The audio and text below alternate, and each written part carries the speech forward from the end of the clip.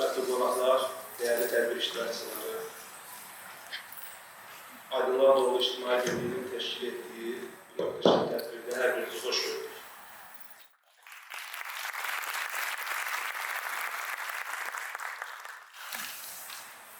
Adətən insanı danışdığımız, insan mənəviyyatını danışdığımız bu kimi tədbirlərdə auditoriyanın gənclərdən ibarət olduğunu görmək, çoxluğun gənclər təşkil etdiyini görmək çox sevindirici olur. Bu qeyri-iş günündə, həftə sonunda kənarda ediləcək çox iş, görüləcək çox əyləncəli məsələ olduğu halda bugün burada olub, dəyərlər üzərində danışmaq, belə bir söhbətin, belə bir məclisin içərisində olmaq çox dəyərlidir. Ona görə gəldiyiniz üçün hər birinizə əvvəlcədən təşəkkür edirəm. Sözlərimin əvvəlində Aydınlığa Doğru İctimai Birliyinin dəyərli rəhbəri Solmaz xanıma təbrik edirəm. Özü də buradadır, Allah razı olsun. Gençlərin mənəviyyatının inkişafında, dəyərlənməsində, bu kimi aktual məsələlərdə hər zaman öncü olan ziyalı şəxslərdən biridir. Ona da bir daha təşəkkürümü bildirirəm. Əziz dostlar, təqribən 2 əsrdir dünya fərqli bir dünyadır. Fransız inqilabı ilə bərabər dünyanın çöhrəsi tamamən başqa bir hala gəlir. Min illərdir gətirdiyimiz idrak anlayışımız bugün fərqli bir formaya düşdü. Sekulyarlıq bizim yeganə idrak biçimimiz oldu. Nietzsche'nin ifadəsiyle zamanın zeitgesti, zamanın ruhu, insanın anlayışının mərkəzinə artıq Tanrı deyil, insan zihni, insan beyni yerləşməyə başladı. Sekülyar düşüncə bizi hər tərəfdən əhatə etdi. Bax, bu dünyanın bizə verdiyi bu anlayış insanlığın yeganə idrak biçimi olmaq halına gəldi. Artıq bu idrak biçimi sayəsində biz mikrokosmosdan makrokosmosa hər şeyi bu idrak biçimi ilə anlamağa çalışırıq. İstər-istəməz bu anlayışın, bu idrak formasının təsirində qalır. İnsanı da, kainatı da bu anlayış çərçivəsində dəyərləndirməyə, anlamağa çalışırıq. Belə olduğu zaman bir sıra problemlərlə qarşılaşırıq. İnsanın mənəvi dünyasının böhranından çıxmağın yollarını bir şəkildə tapa bilmirik. Min illərdir özümüzlə bərabər gətirdiyimiz, insanlığı kamilliyə çatdıran, kamal yoluna aparan dəyərlər artıq materyalist idrakin nəzərində dəyərsiz və işə yaramaz bir hala gəlir. İnsan ruhundan danışmaq bir zövq işi halına gəlir.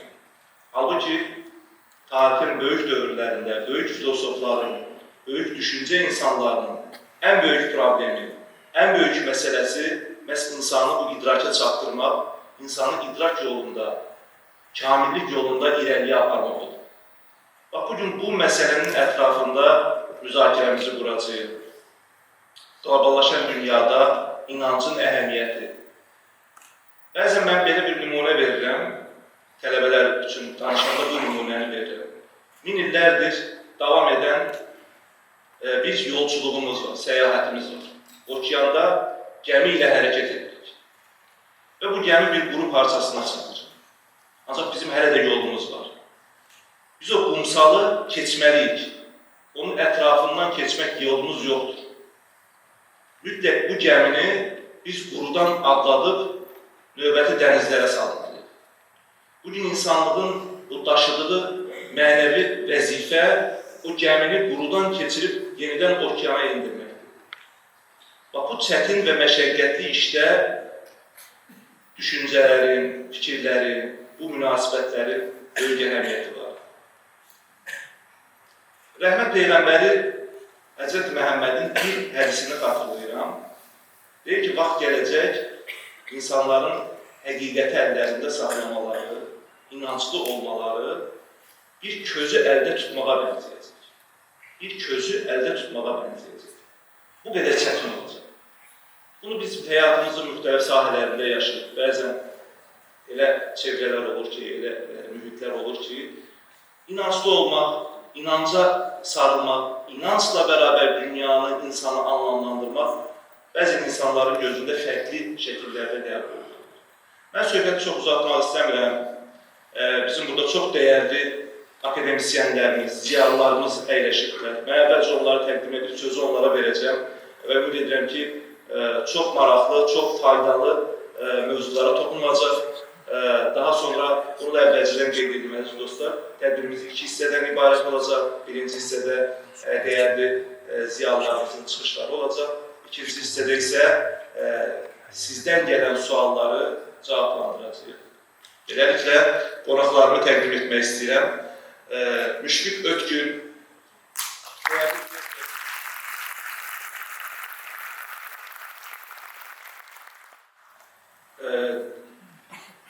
çox sevilən fikirləri ilə, həqiqətə dair vurğuları ilə insanların diqqətini cəlb edən dəyərli həmkarımız.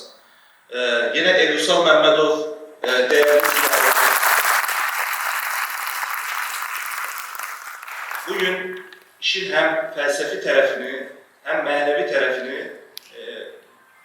vurğulamağa çalışacağıq. Mən daha artıq sözü uzatmaq istəmirəm. İlk sözü vermək istəyirəm dəyərli Elvüsal müəllimə. Elvüsal müəllim, təqribən 25 dəqiqə kimi bir vaxtınız var. Əziz qonaqlarımızın da vaxtından alınmaq üçün bu reglamentə riayət etməyinizi xahiş edəcəm. Təşəkkür edirəm Köksər müəllim. Mən də əziz dostlarımı salamlayıram, şübhəlimi salamlayıram. Bugün, əziz dostlar, mən belə bir başlıq altında öz fikirlərimi sizə çatdıracağam. Allah vardırsa, nə vardır? Allah yoxdursa, nə yoxdur? Qərb mədəniyyəti bəşəriyyətə böyük töhfələr vermişdir. Biz bugün bu mədəniyyətin nailiyyətlərindən eninə, boyuna istifadə edirik. Amma bu mədəniyyətin bəşəriyyətə etdiyi ən böyük yamanlıq da vardır. Bu yamanlıq Allahı ixtisara salan, dünya görüşünü və həyat tərzini əsas götürməsi və bunu bütün dünyaya qəbul etdirmək istəməsidir. Bəli, qərb mədəniyyətinin öz təsəvvürləri, öz normaları, öz paradigmaları, öz prinsipləri var, öz anlayışları var. Bu mədəniyyət bütünlükdə profandır. Sakrallıqdan bu mədəniyyətdə, modern qərb mədəniyyətində əsər əlamət yoxdur. Obrazlı ifadə ilə desək, bu mədəniyyətdə Allahı öldürüblər. Problem ondadır ki, bu mədəniyyət Allahsız yaşadığı kimi, bəşəriyyəti də Allahsız görmək istəyir. Düzdür, maarifçilik dövründən və bolşeviklərin o militant ateizmindən fərqli olaraq bugün bu mədəniyyətdə Allah yoxdur, siz də Allahsız olun deyə car çəkmirlər. Amma bu mədəniyyətin bəşəriyyətə təqdim etdiyi hər şeydə ədəbiyyat olsun, kino olsun, mədəniyyət olsun, incəsənət olsun, təhsil modeli olsun, orada Allahsızlıq vardır, insanın mütləq sərbəstliyi vardır, yəni nihilizm vardır. Qərb mədəniyyəti bugün bunu təqdim edir. Və əsla elə başa düşməyək ki, Allahı inkar adi bir inkardır. Allahı inkar elə bir inkardır ki, onun ucu çox şey gedib çıxır. Yəni, bu domino effektini oxşuyur. Bir daşı yıxdınsa, digər daşlar da yıxılır. Yəni, bugün Allahı inkar etməklə biz Allahla bağlı əxlaq kateqoriyalarını, mənəviyyat inkar edirik. Yəni, Allahla bağlı mənəviyyat anlayışını inkar edirik. İnsana mənəvi varlıq kimi baxışı inkar edirik.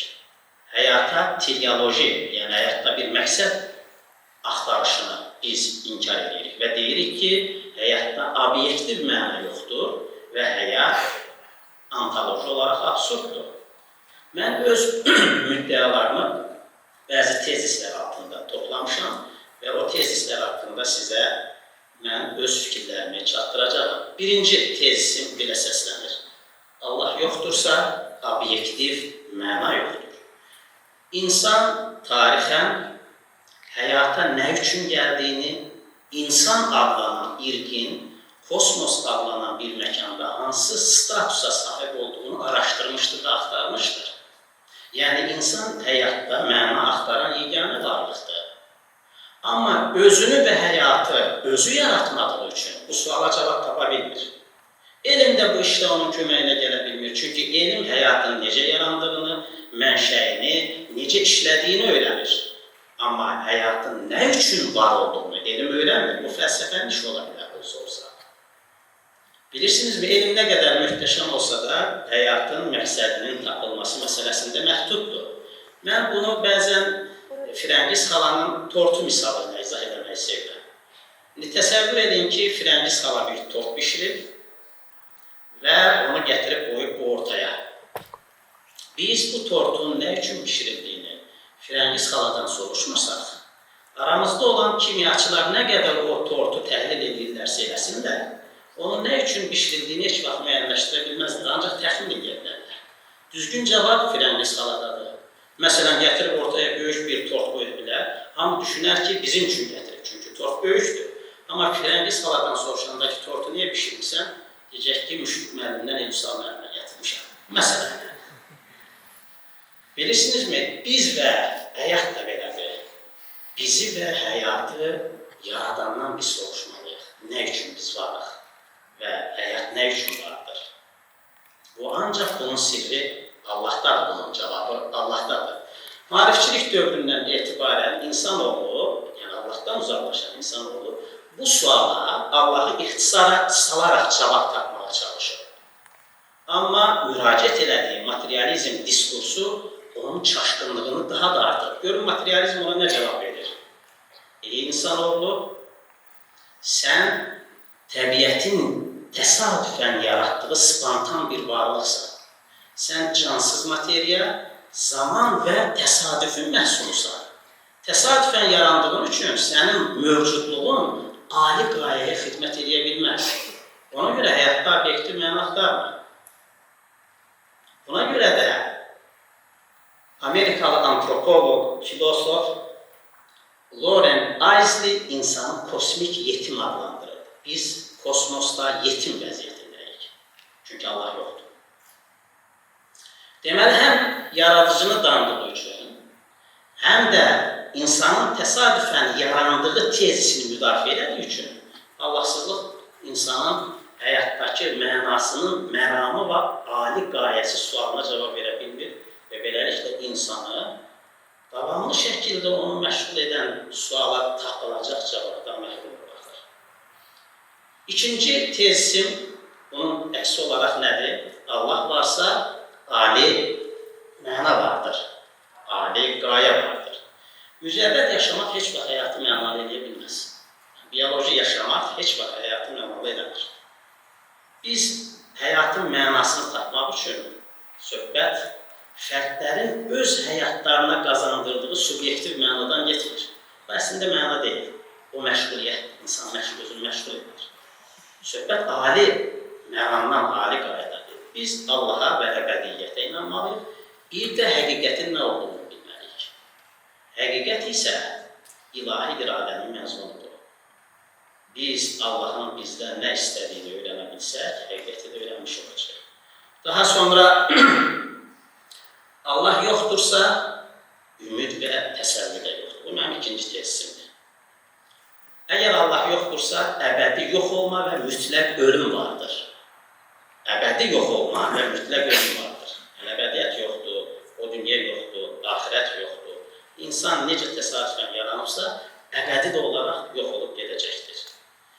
Yəni, hər bir şey o cümlədən insan əbədi olaraq yox olmağa məhkumdur.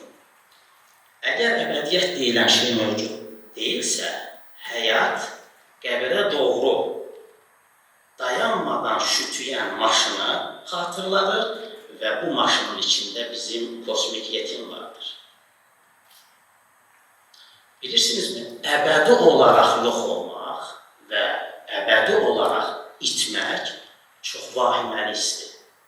Fransız eksistensializminin əsas nümayəndələrindən Jean-Paul Sartre deyirdi ki, əgər əbədi olaraq yox olacaqsa, dünyada bir neçə saat qalmaqla illərlə qalmaq arasında prinsipçə heç bir fərq yoxdur.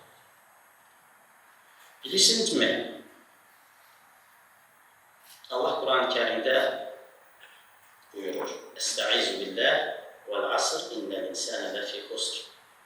And olsun zamana, həqiqətən də insan zərər içərisində. Yəni, zamanla yarışa bilməz insan.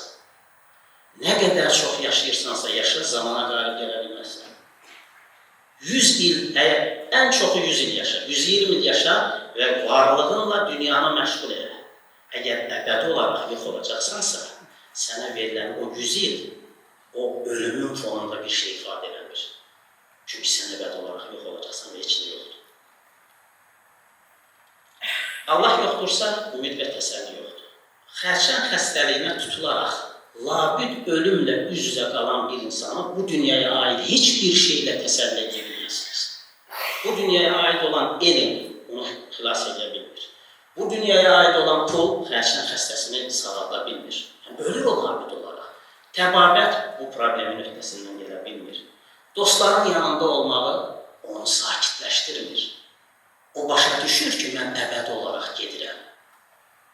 Məni dünyaya aid heç bir şey xilas edə bilməz. Məsələyə tək dünyalı həyat prizmasından baxanda o belədir.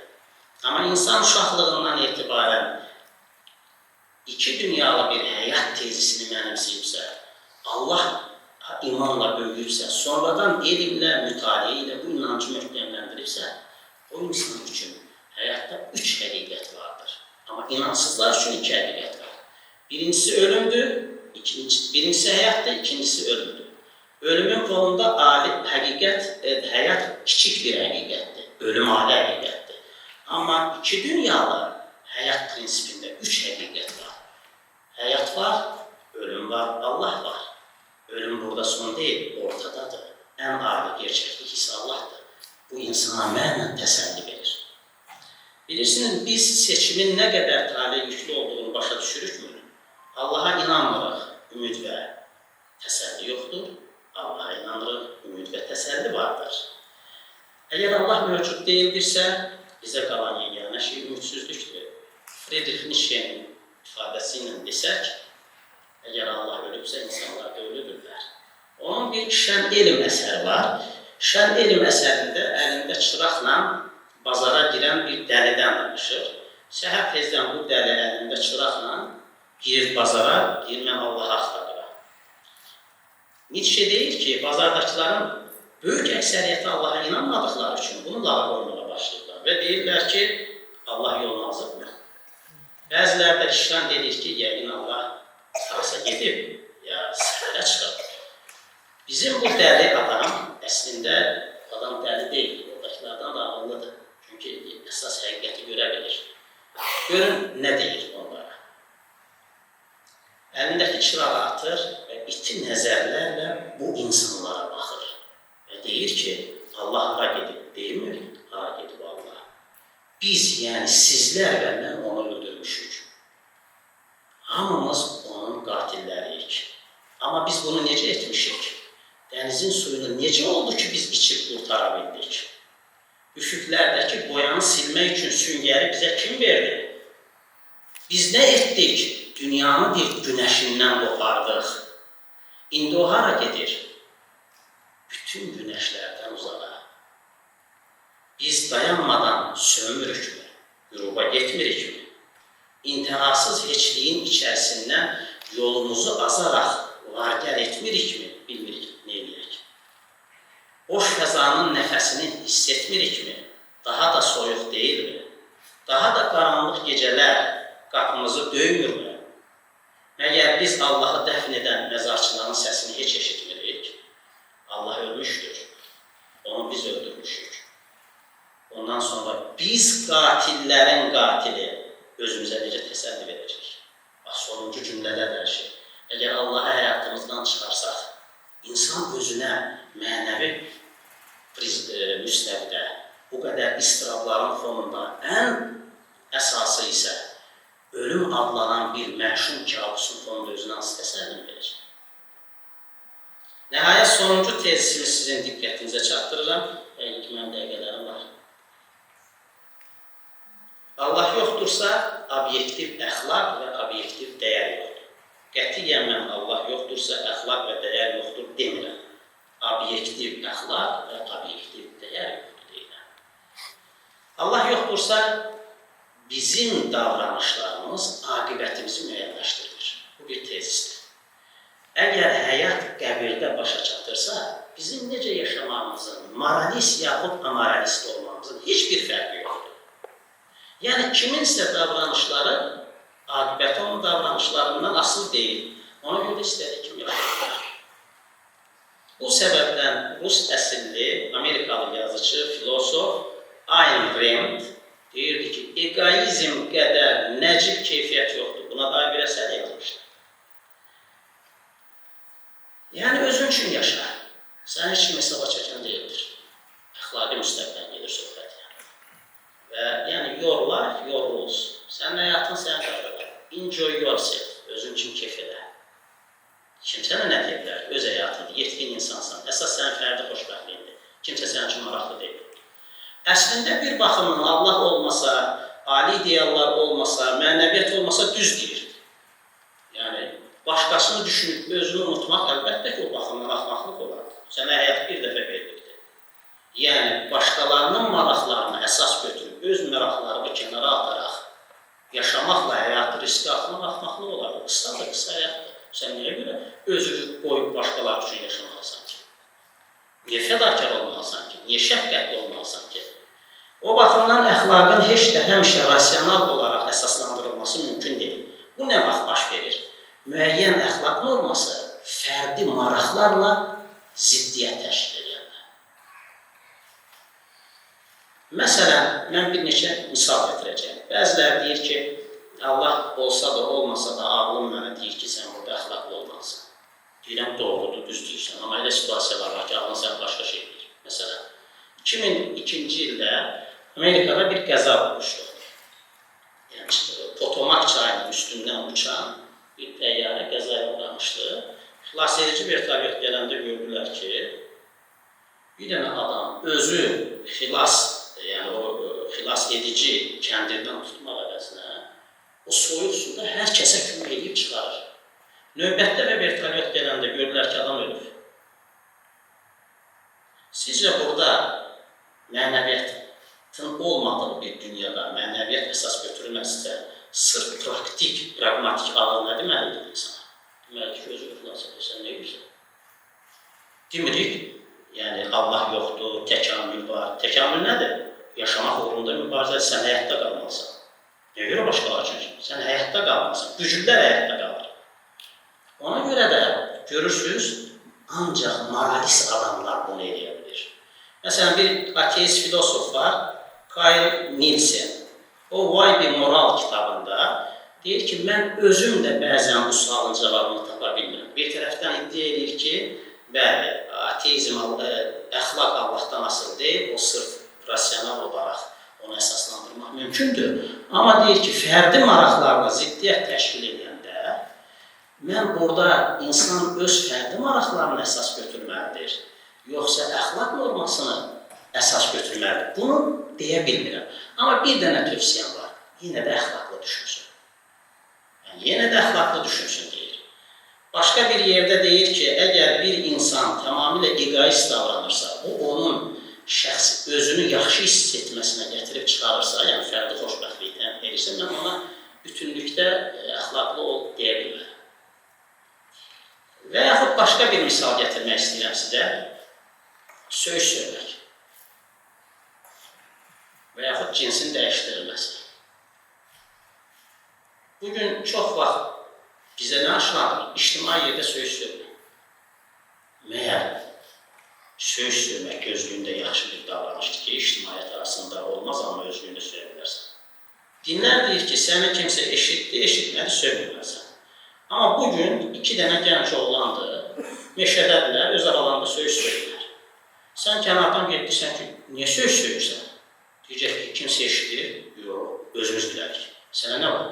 Onun da xoşuna gəlir söyüşünü danışmaq, mənim xoşuma gəlir. Nəylə sən ona deyə bilərsən ki, olmaz? Olsa deyəcəksən ki, söyüş söyləmək doğru bir şey deyil. Görürsünüz, rasional olaraq biz ispatlaya bilmirik ona bu məqamda. Yaxud cinsin dəyişdirilməsi. Dinlər, bütün dinlər homoseksuallığı qadağan edir. Söhbət təbii ki, 2 cinsdə doğularaq, sonradan əməliyyat vasitəsilə ya kişiyə, ya qadına çevrilməkdən yetmir. Normal bir kişinin qadına çevrilməsi, normal bir qadının da kişiyə çevrilməsini bütün dinlər qərar edir. Əgər bugün cəmiyyətdə təbliğ olunduğu kimi bir kişinin özünü qadın hesab eləməsi, yaxud bir qadının da özünü kişi hesab eləməsi, özünü ifadədə onu rahatladırsa və deyir ki, mən rahatlayıram, xoşbəxtliyi bunda görürəm, mən nəyə əsasən bunu davam edəcəm? Hansı rasional arqament gətirəcəyim ona? Çünki bugün onun üçün əsas olan fərdin xoşbəxtliyidir, fərdin hüquqdur. Amma din nə deyir? Sənin ağlın ona necə baxdı, baxmadı, bu şeyin haram olması səmaya aiddir. Və digər bir məsələyə də toxunum, nikahdan kənar cinsi münasibət. Bütün dinlər nikahdan kənar cinsi münasibəti haram hesab edir. Haram hesab edir, nikahdan kənar cinsi münasibət olmaz. Amma bugün 40 yaşlı bir qadın, 40 yaşlı bir kişi götürək. Kifayət qədər maddi təminatları var, işləyirlər, müstəqildirlər, ağıllı insanlardır və deyirlər ki, mən razı, o razı. Müstəqil qərarlarını özüm verirəm, öz həyatımda. Rasional cəhətdən mən necə deyə bilərəm ki, sən elədiyin səhvdir? Heç nə deyə bilmirəm. Görürsünüzmü? Fərdlərin maraqları ön plana çıxanda əxlaq kənara atılır. Ona görə biz deyirik ki, obyektiv əxlaq ancaq səmaya aiddir. İnsanın müəyyənləşdirdiyi bir şey ola bilməz. Son olaraq, əgər Allah yoxdursa, mütləq yaxşı və pis yoxdur və bu bir şeyin yaxşı və yaxud pis olduğunu insanların seçimləri müəyyənləşdirir. Belə olduğu təqdirdə isə böyük bir problem yaranır. Bir məsələdə fərqli cür davranan iki adamı nəyin əsasında mühakimə edə biləcək gələcəkdə cəmiyyət, dünya, bəşəriyyət onu müəyyənləşdirə bilməyəcəkdir. Əlinizə təşəkkür edirəm. Çox sağ olun.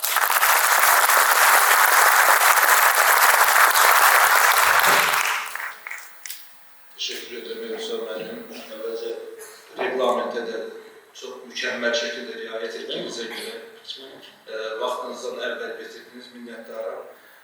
Əziz dostlar, birazdan ekranda QR kod görəcəksiniz.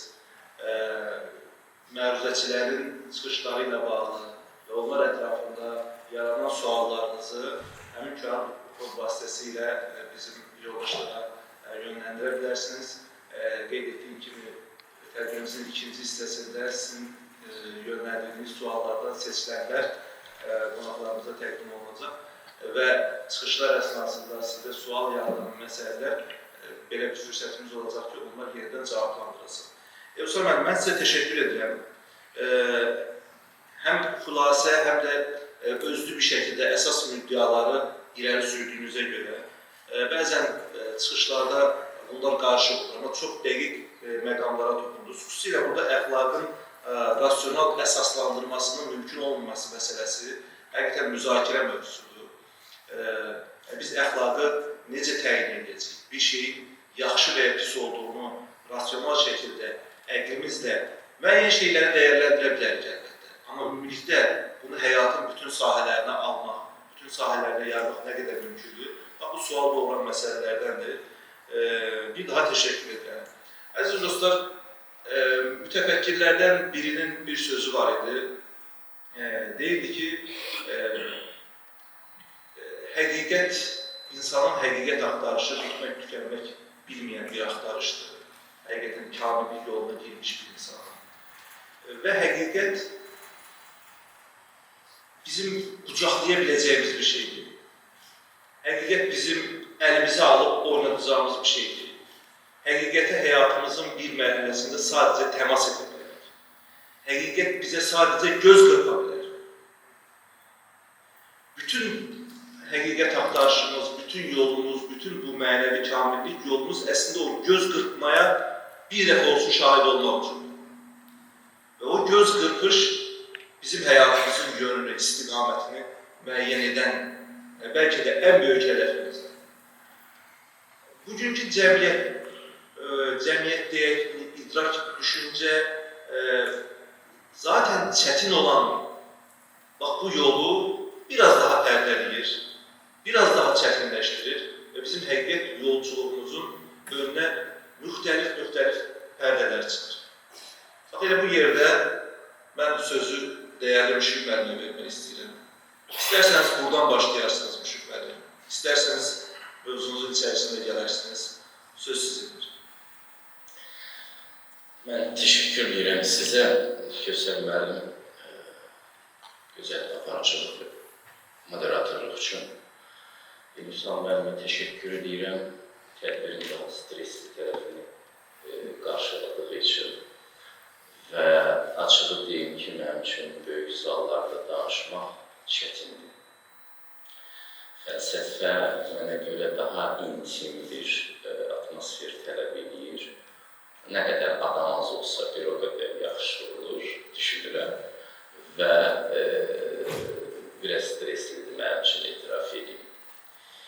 Amma sizə həqiqətdən danışacağım.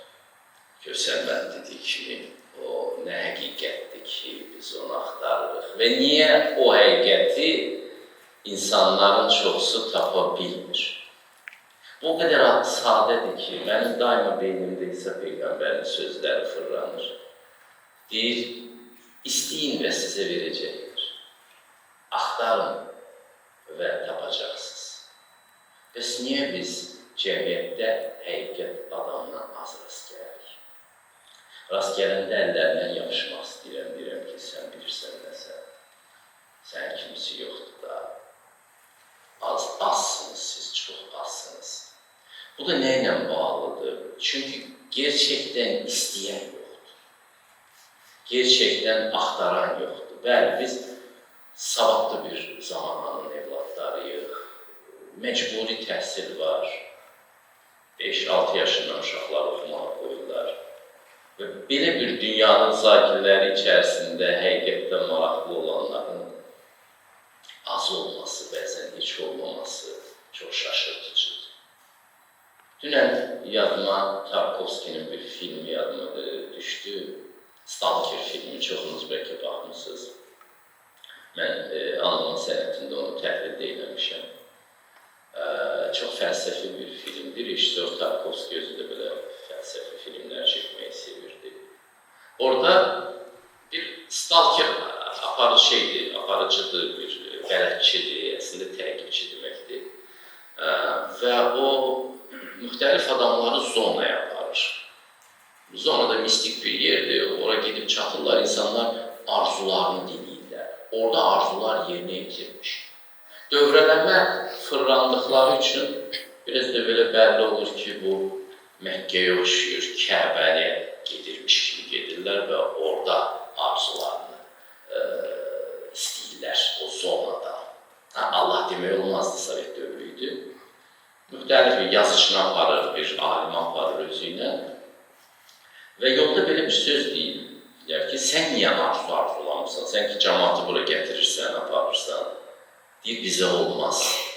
Mənim deyir, müəllimim Dikabraz bir dəfə getdi o zonaya və bir arzu istədi. Qardaşı ölmüşdü, onu diriltmək lazım idi. Qardaşını da çox istəyirdi. Gedir o zonaya, qardaşının dirilməsini xahiş edir. Evə gəlir, görür ki, evi doludur qızıl pulla, asır özünü. Sən demə, o zona ən dərindəki arzunu yerinə yetirirmiş. Bununsa ən dərindəki arzusu varlı olmalıymış. Qardaşı yox. Özü ilə üz-üzə qalır. Sən demə, mən qardaşımı daha çox istəmirmişəm. Varlı olmağı çox istəmişəm. Yaxşı bir epizoddur, yaxşı bir səhnədir. Ona görə həqiqətə çatanlar yoxdur ki, azdır ki. Onu istəyənlər yoxdur. Siz baxın, biz nə üçün oxuyuruq? Hələ 2500 il əvvəl Konfutsi yazırdı ki, deyirdi, daha doğrusu yazmırdı. Mənim yanıma gələnlər arasında 3 il oxuyub, yüksək maaşı düşünməyənlərə rast gəlmədim. Hər kəsi oxumaqda indi də o düşündürür. Demirəm ki, pul pis şeydir, lazımlı bir şeydir, Allahın neymətidir. Amma başqa şeylər arzuluyuruq. Biz həqiqətin özünü arzulayan yoxdur. Həqiqətin özünü özünü arzulayan yoxdur deyə onu da heç kəsə vermirlər. Bu dükançı verməyə hazırdır o həqiqəti. Sadəcə olaraq onu istəyən yoxdur. Başqa şeylər önə keçir. Bax, buna boylanmaq lazımdır. Hətta deyim sizə ki, bir 30-40% belə həqiqət istəyəndə Allah çox böyük bir bərəkətlə o adama bir şeylər verir. Heç 50% belə deməyə cəsarət edəmirəm. O qədər yaxşı adamlar harada qaldı ki, şöhrət üçün oxumasın, vəzifə üçün oxumasın, qızların xoşuna gəlmək üçün oxumasın, var dövlət üçün oxumasın, həqiqətin özü üçün oxusun. Bu işin bitəridir. İkinci, bu həqiqət nədir? Bu mistik həqiqət deyirsiniz, daima soruşurlar məndən. Bu məsələn 2 üstə gəlir 2 bərabərdir, 4 bu da bir həqiqətdir. Və ya hər hansı bir elmi bir qanun, bu da həqiqətdir. Mən bunu bildim, nə oldu ki, məndə nə dəyişdi ki? Yox, bunu bilmək heç bir şey dəyişdirmir. Həqiqət məna ilə bağlı bilməkdir. Həqiqət elə bir bilgidir ki, sənin bütün sevgi ehtiyaclarını da ödəyəcək. Siz baxın, insanlar sevgi dilənçilərinə döndülər. Bütün münasibətlərdə sevgi dilənçiliyi yapırıq. Şöhrət sevgi dilənçiliyidir, sevginin özü sevgi dilənçiliyidir. Baxın, nə yazırlar bir-birlərinə, hansı şeirlər, hansı mahnılar oxuyurlar. Zatən dilənçilikdir.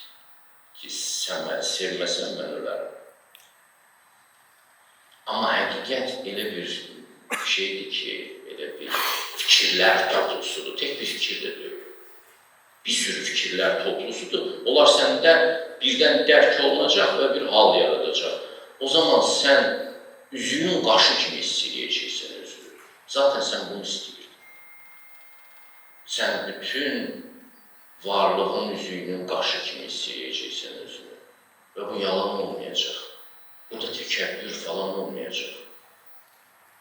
Və sən reallaşmış olacaqsın.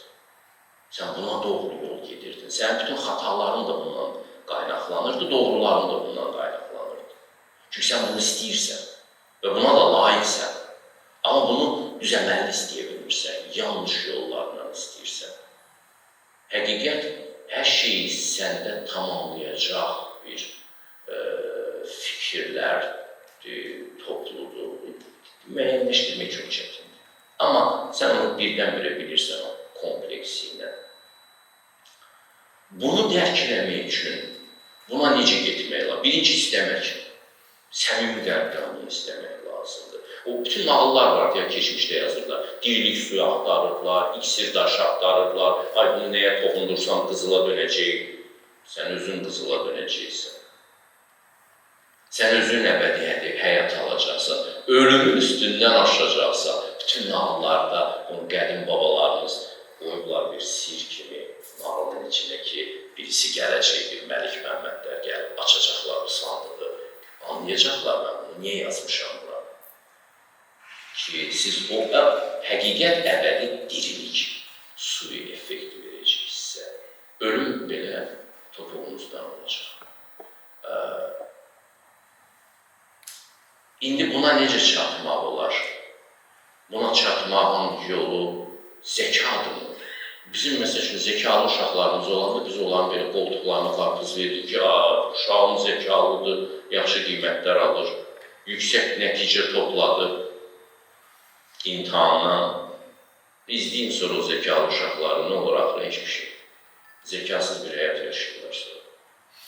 Niyə o bəhrə verir? Çünki zəka yetərli deyil. Sənin zəkan həqiqəti dərk etmək üçün yetərli deyil. Sənə təmizlənmiş ürək lazımdır.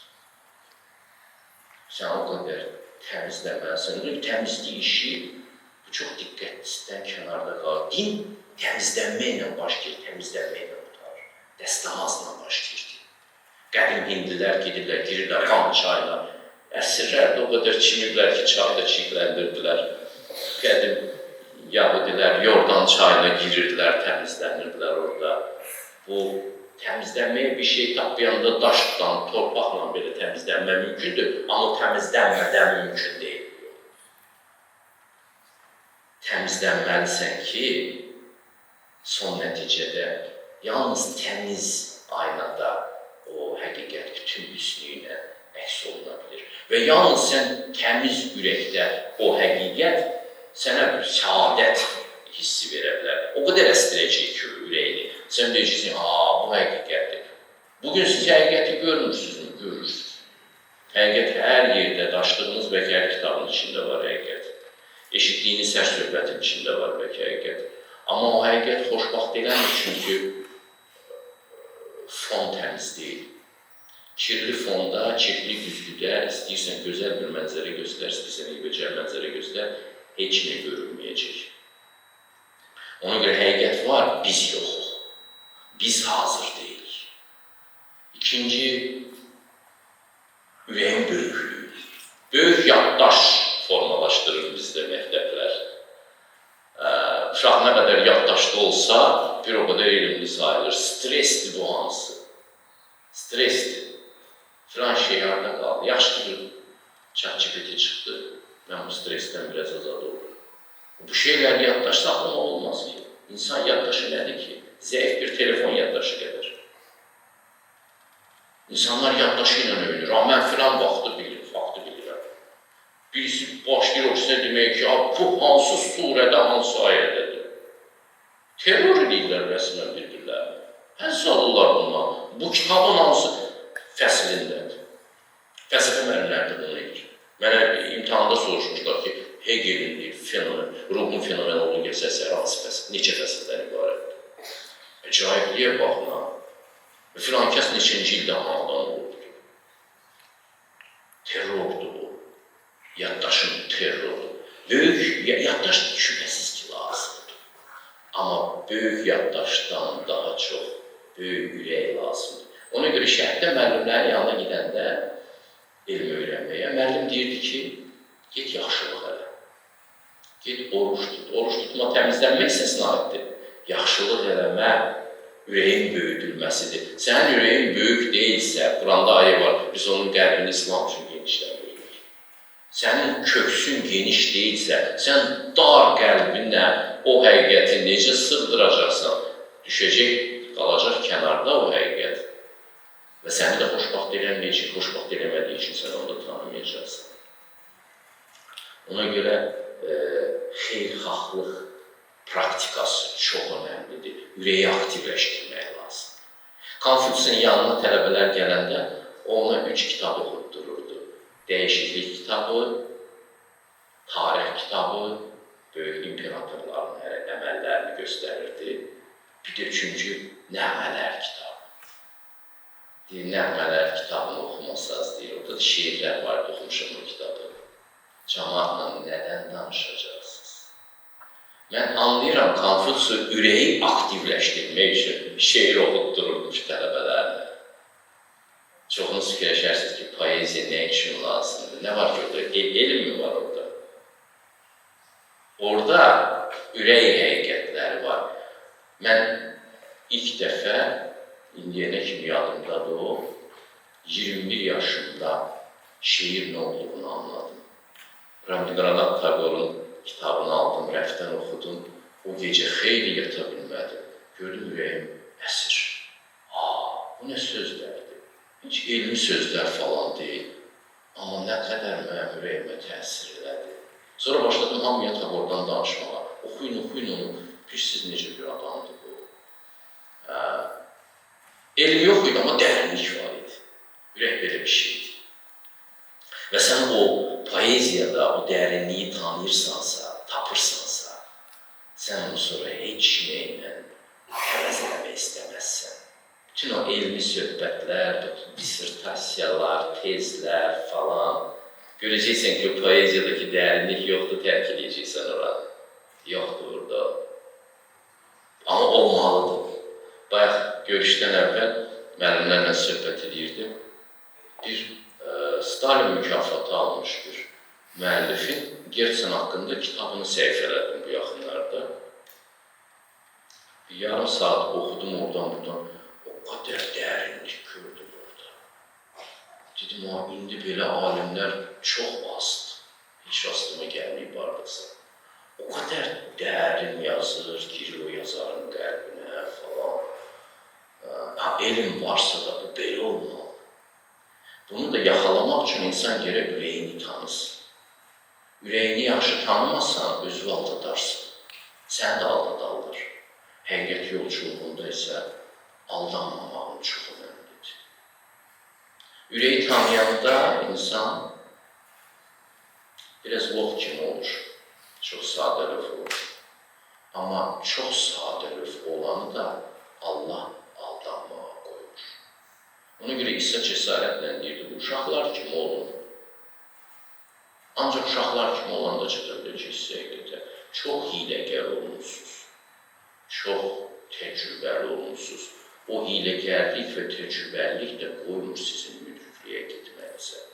Burada belə bir saf ürəklə, böyük ürəklə. Ona görə qədim şərqdə tələbələrin ürəklərini aktivləşdirirdilər və təmizləyirdilər.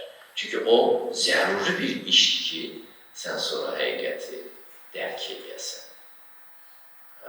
O isə gələndə böyük bir səadət gətirir adama və qorxular da yavaş-yavaş azalmış olur. Bu qədər bilməm ki, çıxdığım zamanını.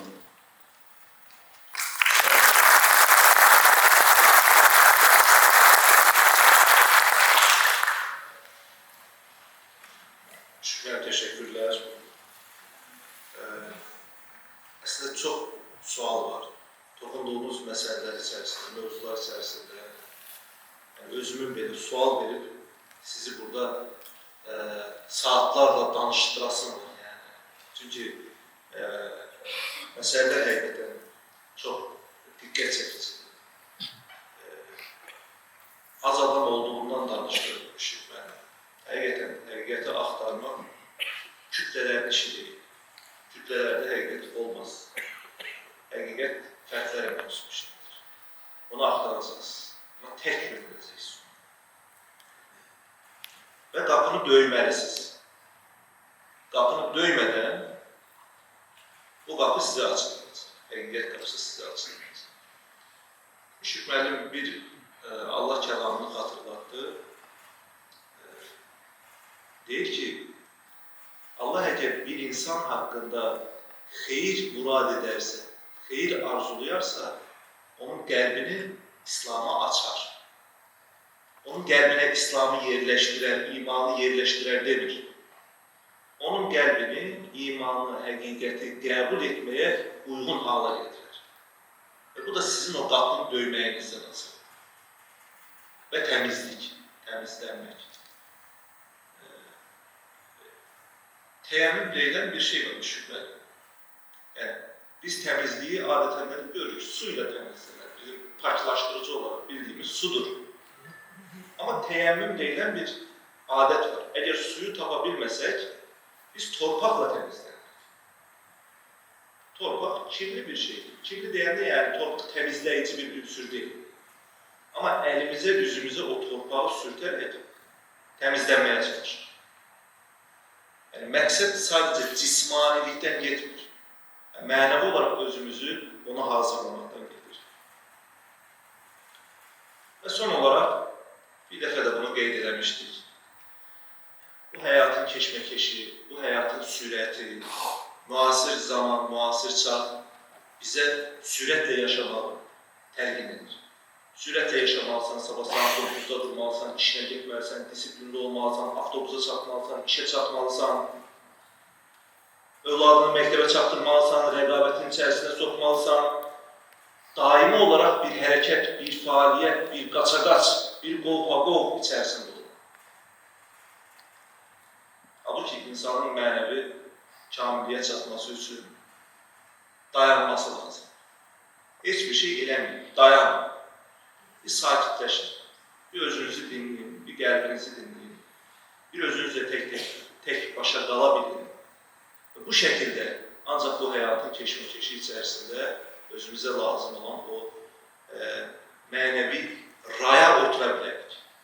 Həqiqətə gedib çatıb-çatmamaq şüpheli, önemli değil. Çatarsız, çatmasız. Önemli olan o yolda getməkdir. Həm bu cəmiyyət həyatı üçün, həm insanın özü üçün. Xeyri istəmək, yaxşılığı istəmək, ona doğru getmək. Əlindən gəldiyi qədər, dilinin döndüyü qədər, bacara bildiyin qədər. Hər kəsin kapasitesi, hər kəsin algısı fərqlidir. İnsan qüdrəti ölçüsündə, Allahın ona verdiyi o potensial ölçüsündə bunu özündə əks etdirməli və tətbiq edə bilməlidir. Mən sağollaşmıram, bizim tədbirimizin ikinci hissəsi olacaq. Dediyim kimi, mənim çoxlu suallarım var, yəni bu məsələdə açmaq istədiyiniz məqamlar var. Amma mən sizə sual ünvanlamayacağım. Ümid edirəm ki, tamaşaçılar içərisində mənimlə eyni sualları düşünən şəxslər var və suallar yönələcək. Mən sizə onları ünvanlayacağım. Əziz dostlar, birinci hissəmiz burada tamamlanır. Təqribən bizim 25 dəqiqə, yarım saat kimi bir vaxtımız var. Hətta belə deyək, 12:20-də yenidən burada olur. Bu belədir.